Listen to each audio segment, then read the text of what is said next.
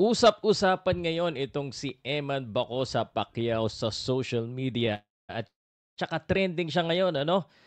Hindi lang po sa social media pati sa mainstream media ay usap-usapan siya. Ang tanong ng mga tao sa akin, "Sir, magaling ba talaga mag-boxing si Eman Bacosa?" May mga nagkasabi rin, "Sir, bakit mo naman hina-hype yan? Itigil mo lang sa pag-hype yan." At ano daw masasabi ko sa relasyon ni Eman Bacosa kay Manny Pacquiao. At ito, i-real to ko kayo, hindi na ako mag-i-intro. Okay, simulan na po natin ang usapan. Pero bago ang lahat, syempre, please subscribe and hit that notification bell. Gusto ko lang po muna kayong imbitahan, ano? At ito sa November 29 na sa mga mahilig pong tumakbo, meron pong Manny Pacquiao run sa Parkal. Yan po yung ano, ito yung race kit, ano, mannypacquiaorun.com. Manny Pacquiao Half Marathon November 29 sa Parkal, Parañaque. Anyway, pag-usapan na natin si Eman Bacosa. Una-una, sagutin ko muna yung mga nagko-comment sa akin. Sir Pao, hina-hype mo na naman.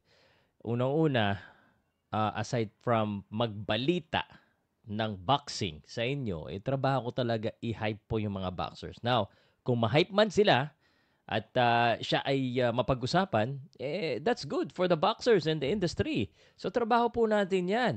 Ngayon, kung siya ay hindi mag-improve or talagang hype lang, that's not my problem. Alright? So, kung gusto siya ng tao pag-usapan, wala, may magagawa ba ako? At pag-uusapan ng pag-uusapan ng mga tao yung gusto nilang pag-usapan, okay? Unang-una sa lahat, sagutin ko na kagad, anong meron si Eman Bacosa Pacquiao? Karisma, no? Kasi kung walang karisma yan, hindi yan pag-uusapan. Kasalanan ba niya na magkasing pogi kami? O kasing pogi siya ni Piolo Pacquiao? Piolo Pascual. Anyway, sagutin ko na rin kagad bago ko sagutin yung tanong nyo kung magaling ba talaga si Eman Bacosa. Sabihin ko muna sa inyo yung masasabi ko sa relasyon ni Manny Pacquiao at ni Eman Bacosa at sa pamilya niya.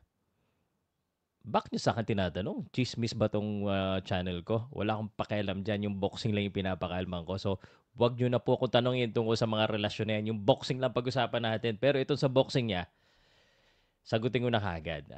Eman Bacosa is a boxer, a professional boxer, undefeated, ano?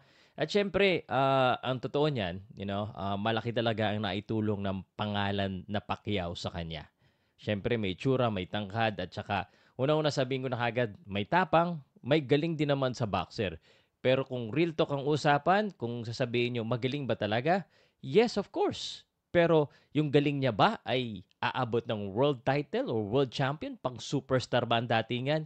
Yan po hindi pa natin masasagot. No? Unang-una, 21 years old pa lang, bata pa to.